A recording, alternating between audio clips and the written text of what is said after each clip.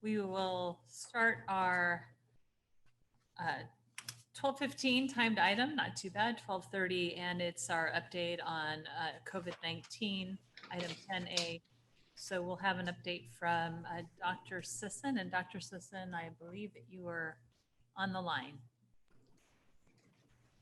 Yes, can you hear me? Yes, thank you very much. Thank you and good afternoon. Thanks for the opportunity to provide an update on coronavirus. Hang on one second. So as I've done previously, I'll update your board on the numbers of hospitalizations, cases, tests, and where Placer stands on other important indicators. But first, I'd like to start by discussing the state's reopening roadmap. The state of California is closely monitoring COVID-19 data in each county, specifically in 4 areas: tests per day, disease transmission, hospitalizations, and hospital capacity. The state has indicated that counties should be ready to resume limitations if coronavirus burden increases. Counties that remain on the county monitoring list for 3 consecutive days are required to shut down 7 sectors unless they can be modified to operate outside or by pickup. These sectors include dine-in restaurants, wineries and tasting rooms, movie theaters, family entertainment centers, zoos and museums, card rooms, and bars. The state actually indicates that bars must close all operations, even if they are operating outdoors. As of July 6th, 23 counties have remained on the county monitoring list for 3 consecutive days, including Sacramento County, and must close indoor operations in the 7 sectors I just noted. Placer County is not currently on the county monitoring list and remains in stage 3 of the reopening roadmap, with higher risk workplaces allowed to remain open. In a few moments, I'll show where Placer stands on the state developed county level metrics and describe how they've changed over the last few weeks. Given the surge in COVID-19 cases statewide, as well as sector pullbacks in many counties, the state does not plan to issue guidance in areas of local interest soon, including for youth sports or small gatherings. You will recall that we had continued to check in with the state about when this guidance would be released. On Thursday of last week, the state launched its Wear a Mask public awareness campaign in response to the surge in cases statewide. A few hours before the state's launch, Placer County released its own face covering campaign dubbed Got It Covered, which showcases Placer residents and business owners sharing their reasons for wearing a face covering. Residents who are interested in the campaign can learn more and participate by visiting Placer County's coronavirus webpage. The Reopen Placer group has also organized distribution of face coverings, hand sanitizer, and other supplies to local businesses. In response to a surge in cases in Lincoln, community partners have been distributing face coverings to residents and businesses there. I'm grateful for these dedicated partners helping to slow the spread of COVID-19 in Placer. Let's turn our attention to Placer specific data, starting first with hospitalizations. If you could please pull up my slides.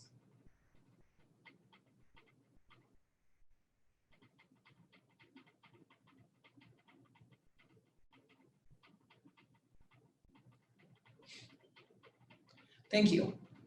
We currently have 28 confirmed COVID-19 cases in Placer County hospitals, with 5 confirmed cases in the intensive care unit. Of Placer County's current cases, 13 are hospitalized. Increases in local hospitalizations are occurring against a backdrop of increases in statewide hospitalizations.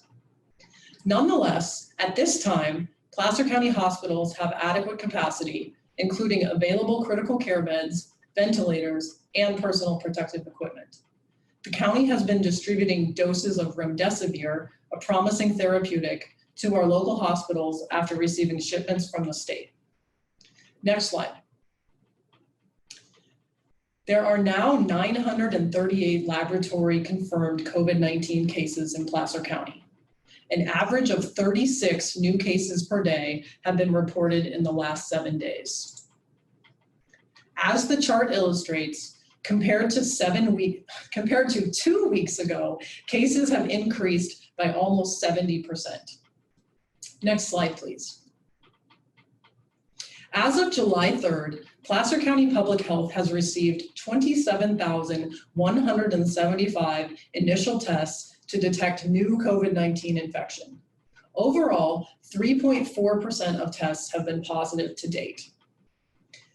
The 7-day average testing positivity rate is at 6%, representing an increase from the previous 7-day reporting period.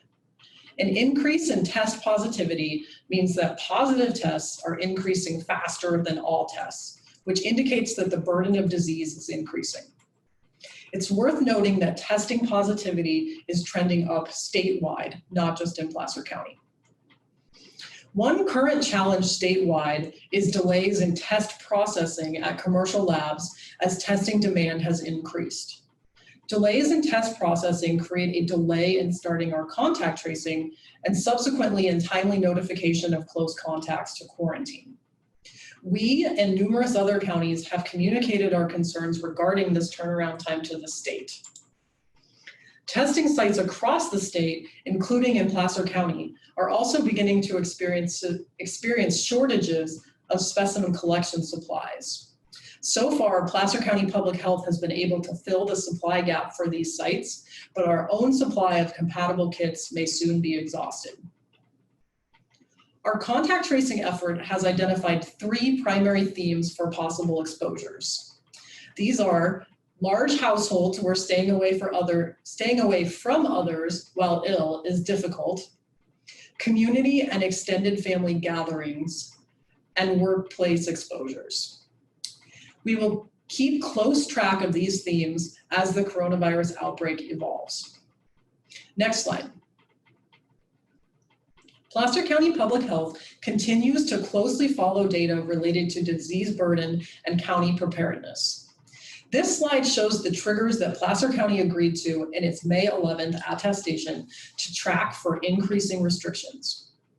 Over the last 2 weeks, we have observed decreases in doubling time of cases and increases in hospital census and healthcare worker infections. Next slide. Now, I'd like to circle back to where I began, county level metrics developed by the state. The California Department of Public Health is actively monitoring each county's data and engaging counties that exceed thresholds. We have been paying close attention to the state's metric of 14-day case rate per 100,000 residents and have observed notable changes over the last month.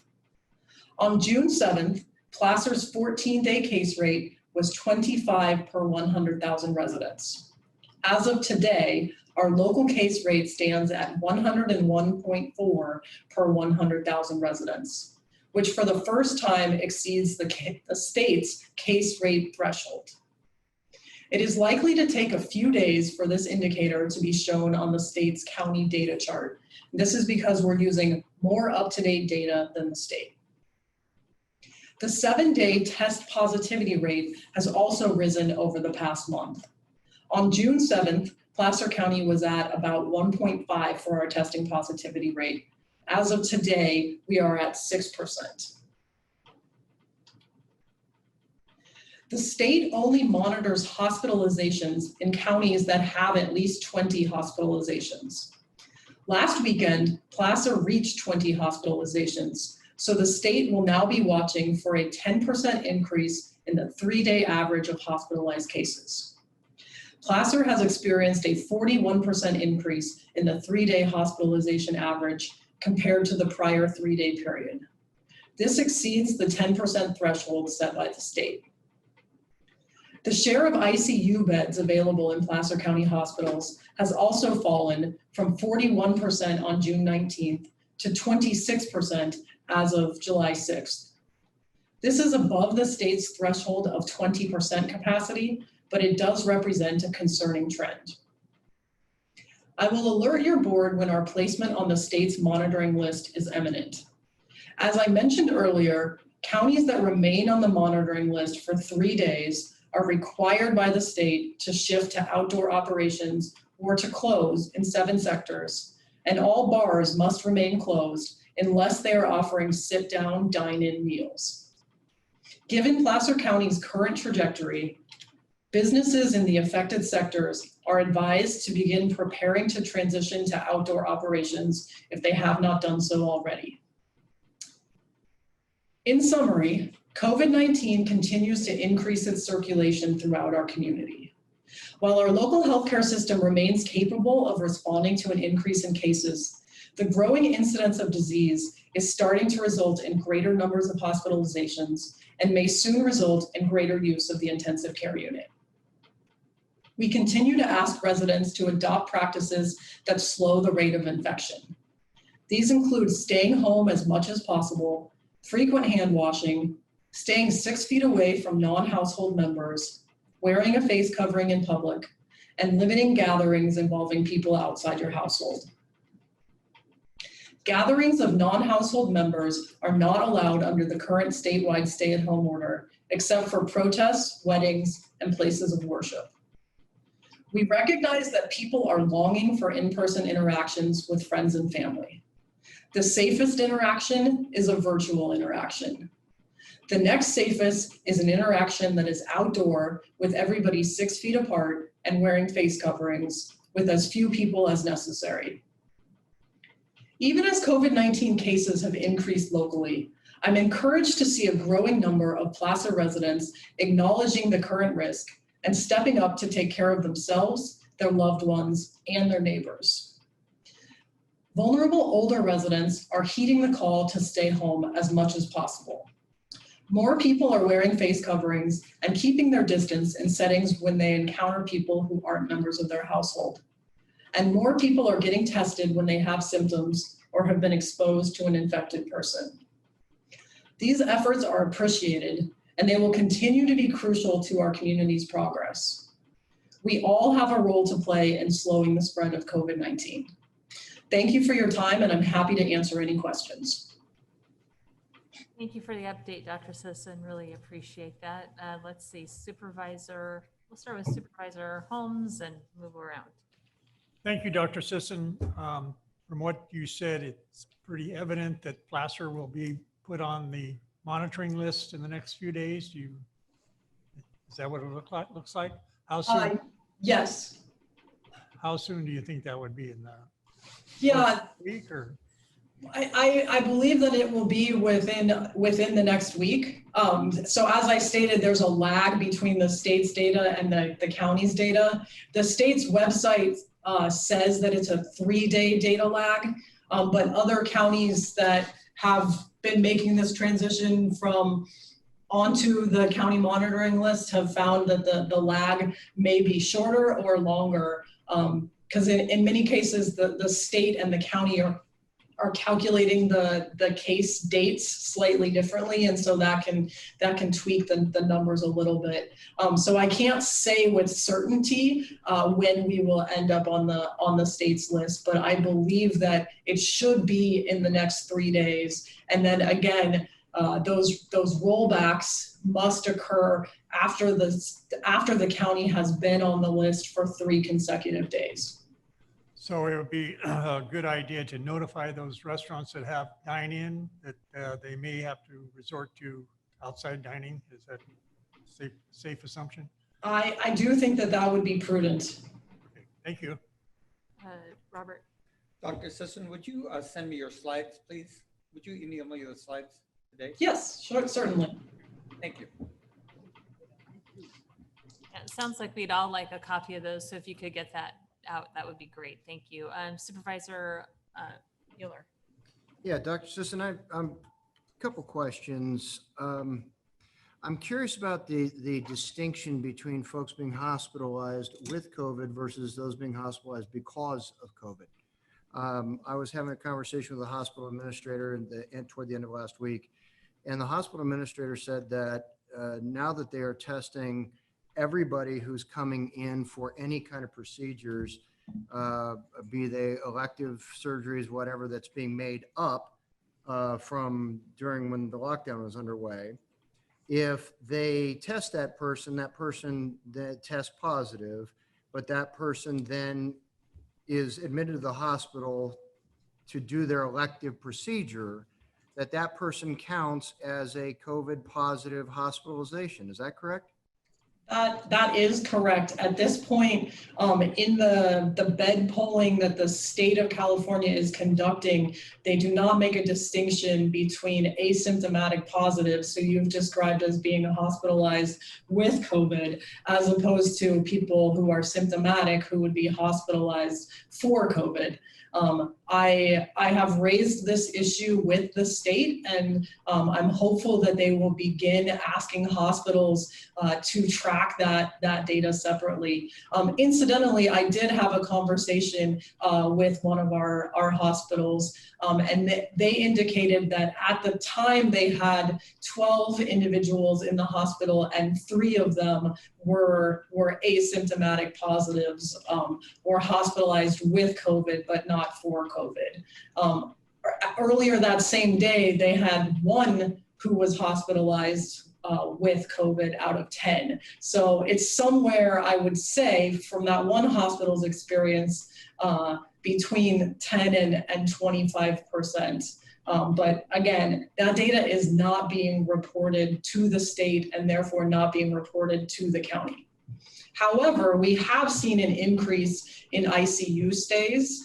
So that does suggest that the increase in hospitalizations is not simply because we are counting more, because we're testing everybody who's being admitted.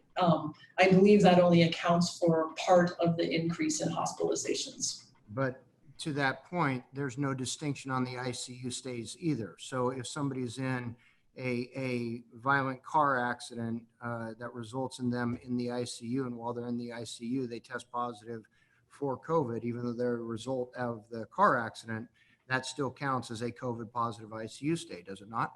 That is correct, but again, based on the anecdotal evidence from this one hospital, that was not their experience, that the patients in the ICU were in the ICU because of COVID. But you are correct that currently, for how the data are being reported, that is possible.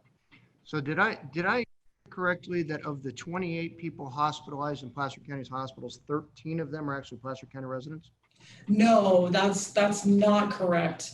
Of Placer County's cases, 13 of them are in the hospital, but they are not all in Placer County hospitals. Some of them are in Sacramento County hospitals. So the hospitals do not report the county of residence of their patients. They only report the total number of cases. So 13 of our residents who are positive are hospitalized somewhere, yet we have 28 hospitalizations in Placer County. That is correct. So then just by definition, greater than 15 of the hospitalizations, 15 or greater of the hospitalizations in Placer County would have to be non-Placer County residents. That is correct. Our hospitals are in the southern part of the county, and so they're just over the border from Sacramento County. They're in most of them are in my district. I know but my concern is we are being judged as a county, whether or not our businesses may remain open. We're being judged in part due to hospitalizations. And yet, if it were truly reflective of hospitalizations of people infected in our county, the number would be much lower.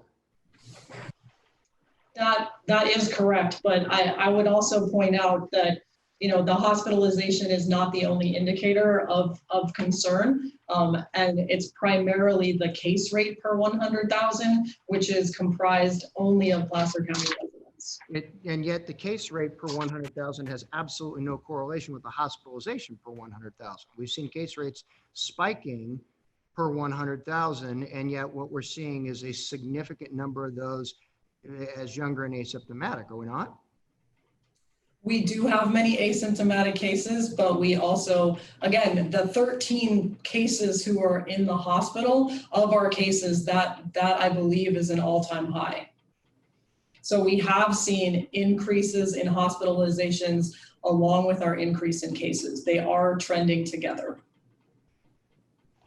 But clearly of a county with 400,000 people, 13 people in the hospital that we're saying are there because of COVID, when they might be there with COVID, is not a percentage that in any way, shape, or form would put us in the crosshairs of the state in terms of shutting our businesses back down.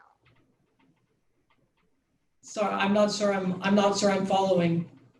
We are in the crosshairs of the state based on the case rate and the hospitalizations.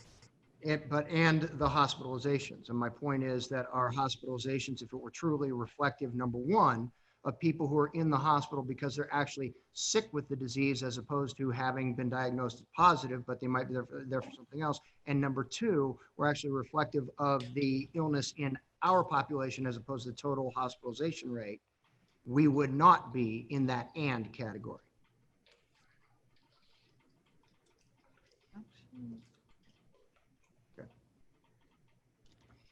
Go ahead, Cindy. Now for an easier question. And I don't mean to make light of it. I'm very concerned, obviously, about this. And many of my constituents are very, very concerned about the virus. And so I want to express that first off. And Dr. Sisson, I know the numbers are confusing. We're being held to standards that we're not always in control of, to Supervisor Euler's point. These are not necessarily Placer County cases.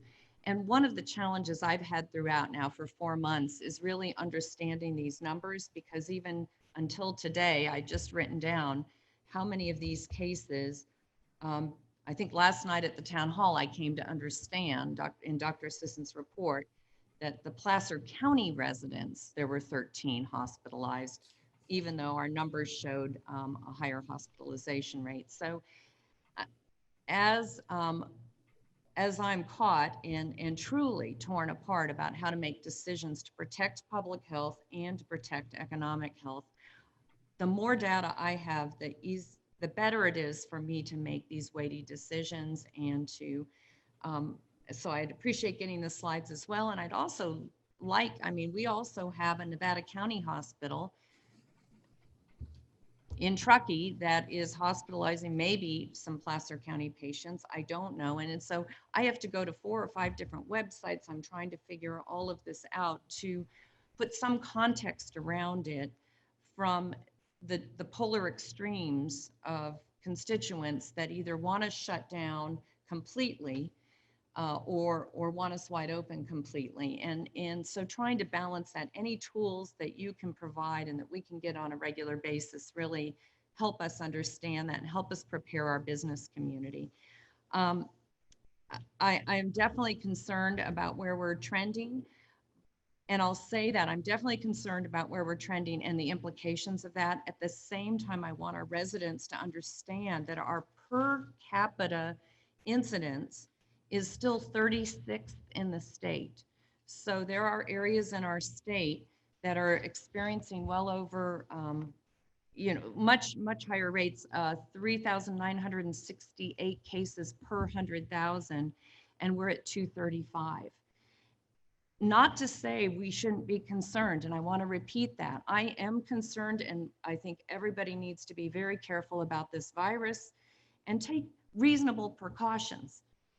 But I also need everyone not to be reacting to the point of accusing us, me, and those of my peers as making decisions to endanger people's lives. That is not what we're here about. We are trying to find that balancing act, and it's exhausting.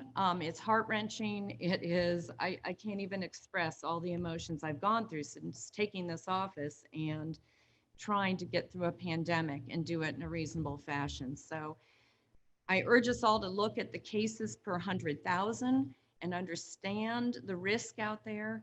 And the risk is profound for some, especially some, and we need to take all the precautions necessary. We have businesses. some of which are going to absolute extremes to comply with the state's guidance. We have other businesses that are not.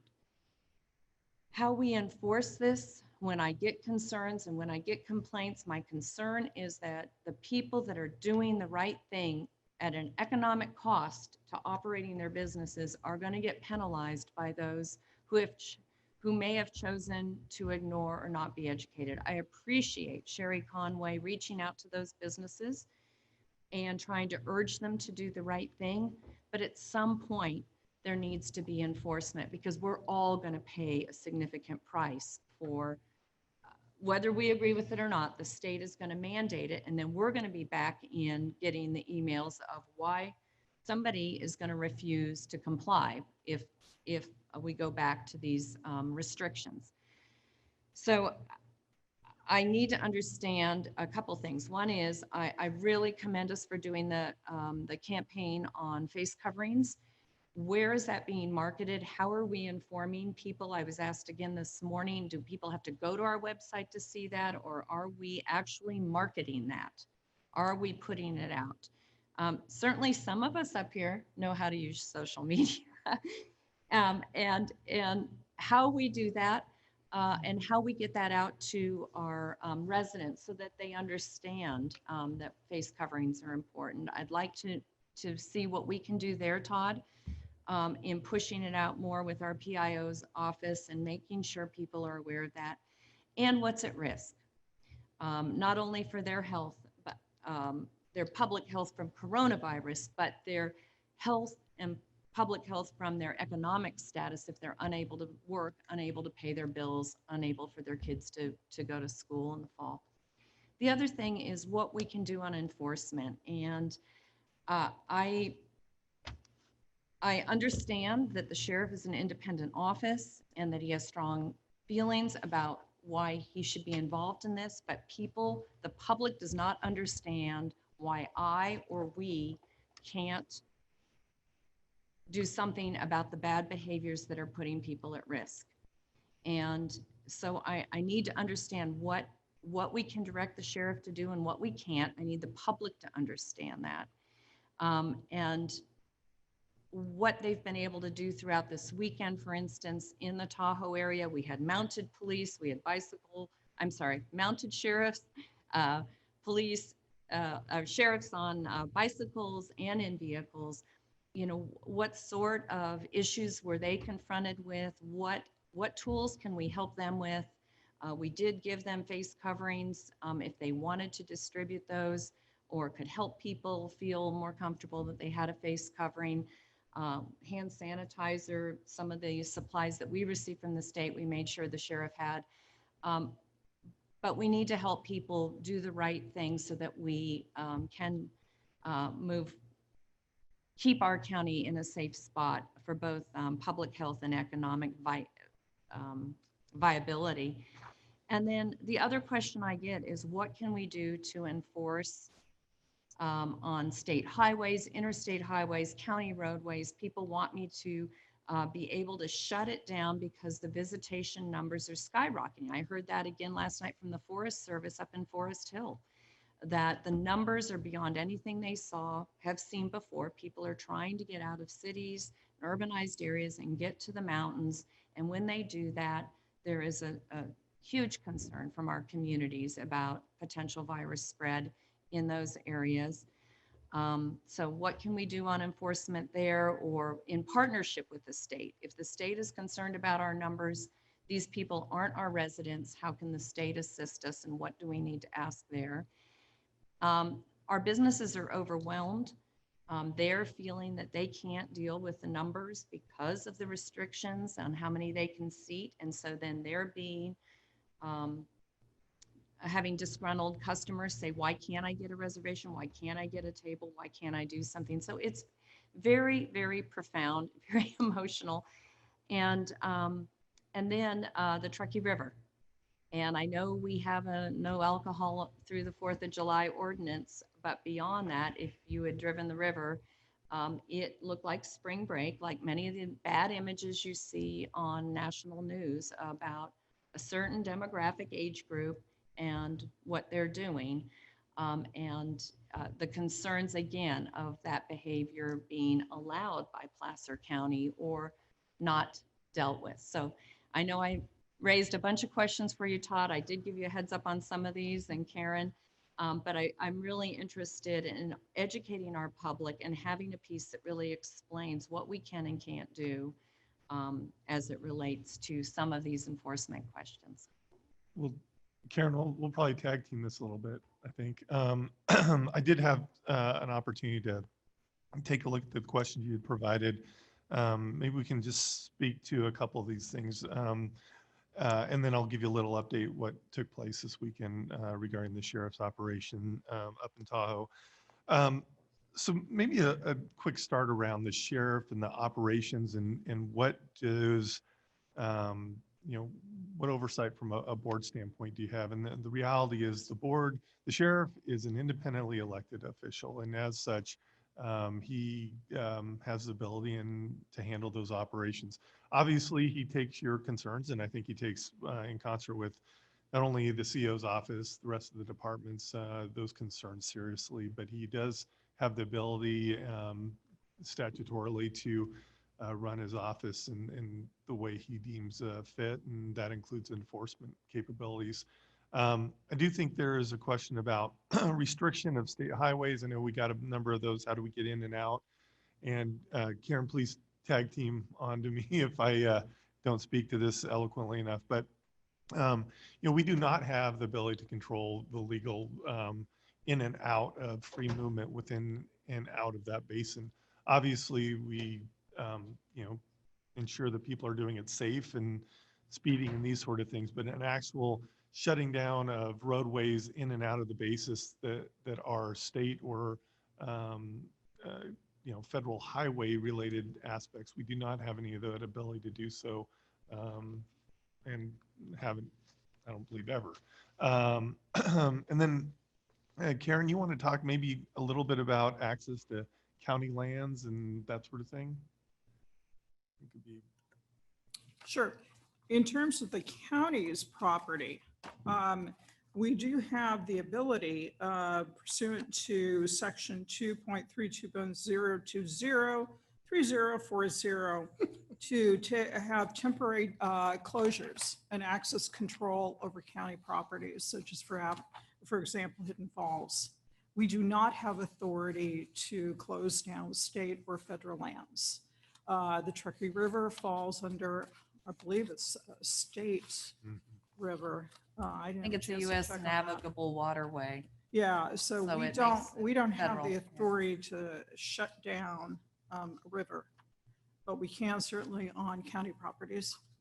And if we were to shut down on county properties, say Commons Beach or any of the other county-owned beaches, who would enforce that and how would we enforce that? Well, that's the million-dollar question. Right. I can't speak for the sheriff. If you shut a facility and you have a gate across it and somebody decides to trespass, that becomes a different issue. But I won't speak for the sheriff as to what he will or will not enforce.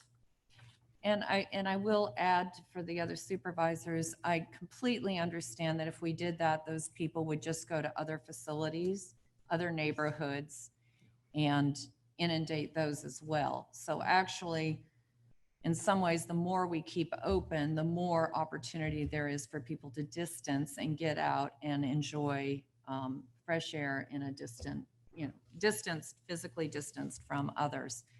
But some are not making that choice. And they're staying within close proximity. And then what can we do? Is there anything we can do based on the governor's guidelines to enforce people not gathering in large groups, say on the river? So if they're clearly in violation of the governor's guidance, is there anything the county can do? Well, I'm not sure I can answer your question because here's our problem. Under the Constitution, the board cannot direct the sheriff's operations.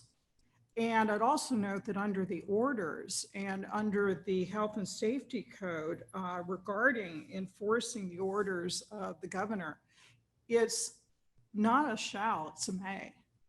So the sheriff may enforce it. Sheriff doesn't have to enforce it. If the sheriff doesn't enforce it, I have no idea who would enforce it, because you're not dealing with a situation. The only one who's authorized, let me back up. The only one who's authorized to enforce the governor's order is if the sheriff so elects. The governor can do what the governor has threatened to do, which is to have other state agencies enforce. ABC, OSHA, CHP are the three that I heard. So the governor can use state agencies to enforce. The county, we don't have an ordinance per se that says failure to socially distance or wear face masks is a nuisance to send out code enforcement to site. Could you do that? Yes. Do you have sufficient code enforcement? I have no clue. Well, I think you do have a clue. We don't. We We don't. would be. We don't. I mean, we can't enforce on short-term rentals either. And so I appreciate getting this on the public record. I do need to educate. We need, not just I, but we need to educate a lot of our community members as to the tools that we have. They often confuse us with a city. Why is the city police department able to do certain things versus sheriff? Why aren't you doing these things? And to try to find that balance is, I know, very trying for all of us. We want to protect public health first, but that does include people being able to put food on their table and pay their rent. And so we have to balance that, not with economic profit. I keep getting emails that all I care about is money, and that is not the case. What we're trying to do is make sure people can survive and not lose their entire life savings over this pandemic. So anyway, any reports on this weekend that you can share with us, Todd? Yeah, so the sheriff's office actually did step up. They're estimating between 2 and 3 times what their current staffing level is under normal situations. So they did. In addition, it was really in collaboration with the state parks and CHP. So they also had additional staff in the basin area. There was a small increase in calls for service, but arrests were down. A quick rundown. I mean, in terms of overall calls, it's kind of surprising. Actually, the call volume was down about 18% from last year. So it was a little lower, about 327 calls over, and again, the 3rd through the 5th, so a 3-day weekend. We had 5 arrests, and for statistical purposes, last year we had 18 arrests. So we actually were down on the arrest side and a little more down on the calls, although, you know, it sounds like there are maybe some more passionate people that were calling than maybe what we've seen in prior years. So there was a great deal of effort, I think, in the sheriff's office to actually assist in this arena. And if we need additional staff or feel like we need some more support, I have no problem. You know, I'm talk with the sheriff pretty regularly, and I think he would be supportive if you feel that right now we need an additional ramp up, at least to have a more visual presence. I will tell you that he did, in concert with really the CEO's office up in Tahoe, some of his deputies did have masks, and they did have some materials that they provided to residents in the event that they saw them. Again, more about educating the importance of that and kind of the social distancing piece. So they did do that, and I think we can continue that effort over the weekends too. So if you'd like me to do that, I'm more than happy to restate the importance of them being participatory there. Well, I do really appreciate getting the statistics. And again, this is about public education, whether it's how to protect public health, how to keep our businesses alive and viable and not miss this summer season if at all possible with another shutdown, and how we market how to be safe, because the more safe we can all be, the better for everything. And so I can talk with you further about enforcement. I just don't know what rules they can truly enforce, but I appreciate the opportunity to put this on the public record.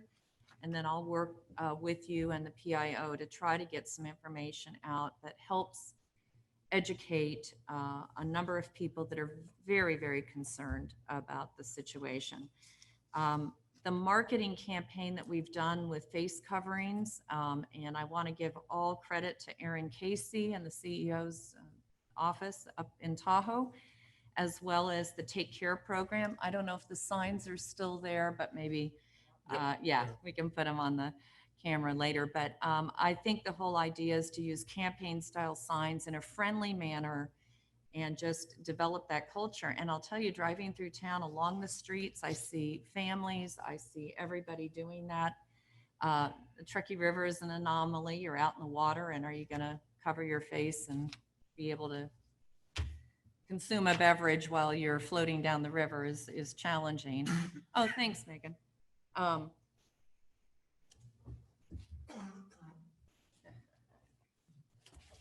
But I don't know if we can get these on the camera, but some of these signs and the collaboration, let me see, how's that? Yeah, there we go. And they're brightly colored. And I think you've probably seen the billboards, but these can be made for any community. Take Care does not need their URL on it. And so they offered, if any community in our county wants to use the same campaign, they'll provide all the artwork. And thanks to Heavenly Valley and Vail for helping get the signs printed and getting it out. They're fun, they're cute, and they try to get a message across. So I think marketing and all the efforts that the county's put into that, as well as our business community, is the way to really educate. And then at some point, we really need to understand if we start to shut back down, that we're going to have a huge concern on enforcement, because it's really hard to ask people to shut back down at this point. And I'm sure all of us will be inundated with phone calls of people that choose not to do that because they need to take care of their families. So Thank you, Cindy. Appreciate that. Supervisor Euler? Yeah, just, Doctor, just a couple quick follow-up questions that came to mind.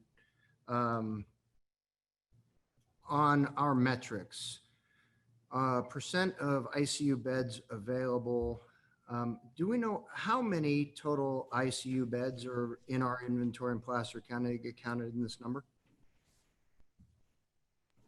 I don't know that number off the top of my head. I'll have to look that up and get back to you. We have a guesstimate? I mean, 20, 30? No, we have, I believe, pre-surge around 100 or so ICU, but it, give me if you come back to me in a couple minutes, I'll have an answer for you. Okay, all right, that's fair. And then the other question, I don't know if this is one that you can scramble for an answer for or not, but we've established that at least 15 of the people in our hospital are not Placer County residents that are in our hospital, since we have 13 Placer County residents that are hospitalized with the virus, not necessarily because of the virus. Those 15 that are hospitalized in our hospitals, do we have any demographic data on them, any census data? Do we know, you mentioned the proximity to Sacramento, and while there might be a temptation to assume they might be Sacramento County residents, do we know that? Do we know if they are people that might be from other areas of the state that are dramatically more heavily impacted, that are being relocated to other hospitals around the state, as we know is occurring? So we do not have place of or county of residence for the patients hospitalized in Placer County hospitals for COVID. But as the medical or part of the medical health operational area coordinator of MOOC team, I would be involved in any transfers of COVID positive patients from other regions of the state. And I can tell you that there have not been any transfers into Placer County hospitals. Okay. All right, great. Thank you. And Supervisor Euler, the answer to your question about ICU beds in our 3 hospitals is we have 140 staffed adult ICU beds. Okay, so is is that the base number from which we determine our percentages? That is correct.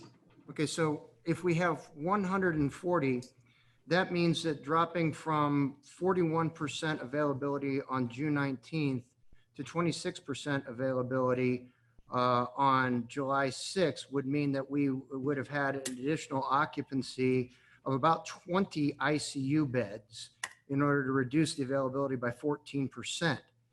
I have never seen our ICU COVID higher than 5. So if we lost another 20 ICU beds, and yet I've not seen our ICU positive for COVID higher than 5, how are we not being dinged for folks going into ICU that are not COVID related at all? I'm sorry, can you repeat your question? Yeah, my question is, when you look at June 19th, and again, I'm only asking this question because these are the metrics by which the state is measuring our ability to respond and our performance. And the impression that is being given when we see these numbers of 41% capacity of ICU beds out of a universe of 140 beds, that capacity then reduced by actually 15% down to 26% capacity that we're at 2 weeks later. Well, 15% of 140 is going to take us to about 21 beds. And so I'm just wondering, how did 21 additional ICU beds get absorbed? And yet we've only seen anywhere from 3 to 5 COVID positive I patients. see. Well, because our ICUs are taking care of people who have all sorts of medical conditions. So COVID is just one of several conditions that could land you in an intensive care unit. So the issue, the reason why the state tracks total ICU beds available, and just so you know, that 26% currently available is 37 beds. Out of the 140. So those are the total number of beds available to anybody, whether they need to be in the ICU because of COVID or for other conditions that would require an intensive care unit stay. So you have to remember that our hospitals are taking care of all patients, not just COVID. And so we need to maintain capacity in the entire healthcare system to take care of all people with medical conditions who need care. I agree. And that was precisely the point I was trying to make earlier when I was talking about the ICU capacity and the number of people that we have that are hospitalized and the distinction between hospitalized with and hospitalized because of. And yet we keep putting out these numbers of, oh my gosh, our ICU bed capacity has fallen by 15% in the last 2 weeks. That must mean we're jam-packed with COVID, when the simple fact of the matter is that if we've got 5 people in the hospital, that means about 3.3% of our ICU beds being taken up are COVID-related patients. And yet we only have 26% capacity. So I think it's important as we communicate with our constituents. I think it's in perspective is hugely important here. And so that's all I'm trying to reinforce, is that we are being, first of all, we're being measured on hospitalizations and a change in 3-day hospitalizations, which based on what we've learned today has nothing to do with the behaviors of our own residents. If we know that no more than 13 of our own residents would be occupying those 28 spaces in the hospital. And yet, as we see the hospitalizations climb, it's measured against Placer County. Same thing with the ICU beds. We see ICU beds being taken up. It's not necessarily by additional COVID cases, but it's being measured against our quote unquote performance. So I'm simply looking at it from the standpoint, to Supervisor Gustafson's point, we're being measured against these metrics, many of which, regardless of the behavior of the people in Placer County, we are being affected by obviously outside sources. That's, I guess, the only point I was trying to make on the issue of perspective. Question for Todd. What's the status of our CARE Act dollars? We haven't received those CARE Act funds, although I will say that we did do it at a station, and that was actually signed last week. So we did agreed to, we actually would adhere to the state order as well as the fiscal state or federal fiscal guidance about use of those CARES Act dollars. So we did do that attestation process, but we haven't received any of the funds to date. And just so you know, I spoke with CSAC yesterday, and they anticipate a deal with the governor's office on backfill for the realignment dollars and the CARES funding in the next, Yeah, Jane thought it was towards the end of July. towards the end of August. July for both of those. It'll be portioned out, but hopefully not all between now and the end of December. But they're working on a deal. So, and actually, we should hear something from CSAC today, is what I was told. And So the governor is still positioning himself to gradually give our monies as compared to other counties. Got all of Correct. theirs already. So what's that going to do? So we have $8 million that we had set aside to go to small businesses who needed that money 3 months ago. Are we going to meter that out in accordance with the governor's? I think that's the advocacy that we need to talk about with CSAC. I mean, the beauty that we have right now is we brought to you kind of the game plan about the allocation of those funds. I think we're pretty well set for the actual layout for the businesses receiving those dollars. And so we're going to advocate for getting that money out as quickly as possible. And if that means he initially wanted to talk about monthly distributions, and I think there is now movement more in the space of potentially having those dollars up front. But the point also, though, is minimally with the metering of that money, the county's going to be spending it slower than they would otherwise, which is going to dampen Right. as compared to otherwise our local economy. And people need to understand that information. Yep. That's being driven explicitly by our governor's decision. Correct. Let me just briefly speak to the PIO and then kind of the campaign for face mask. So this face mask campaign started on Friday. We did it with all of our social media accounts, obviously on our website. But we're happy to share that. I know many of you have newsletters, and we'd be happy to get that information if you want to share that in your own newsletters and on any websites that you may have. We also have a number of partners within the community. We're encouraging them to utilize the information we provided. So we have it in kind of native posts, so their ability to take that and transfer it onto their own social media campaigns. We're also going to be putting in this week's newsletter and further newsletters as those develop.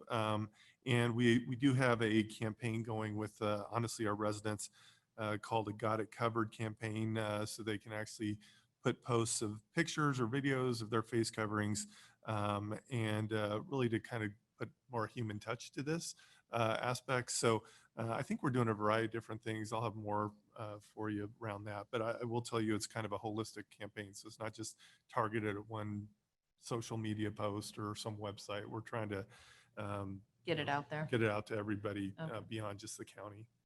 I wanted to just make a comment when Supervisor Wygant was discussing all the other county or the counties over 500,000 who received all their funding, they still have a stake in this because there's additional funding, as we've talked about in the past, that the state is dividing up for them as well. They are going to get a portion of what we think we should have had per capita.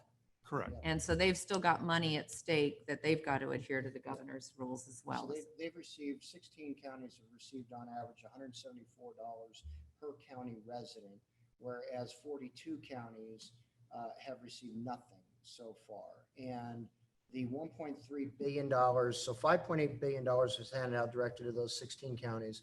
The $1.3 billion that was supposed to be then divided so that we establish some kind of parity, the governor is currently proposing to take half of that, give that additionally to those 16 counties who already got their $5.8 billion, thereby taking their average per capita to $193 per resident, whereas we in Placer County under the current formula will get $102 per resident. So 42 counties will get $102 per resident, 16 counties will have gotten $193 per resident, and they've already gotten on average $174 per resident, while we've gotten nothing. Yeah, proportionally, they have no skin in the game. None, Right. none, Yeah. All at the discretion of the government. of the governor, 100% of the governor's discretion. All right, I think, unless you have anything else, we need to Nope. go to public comment.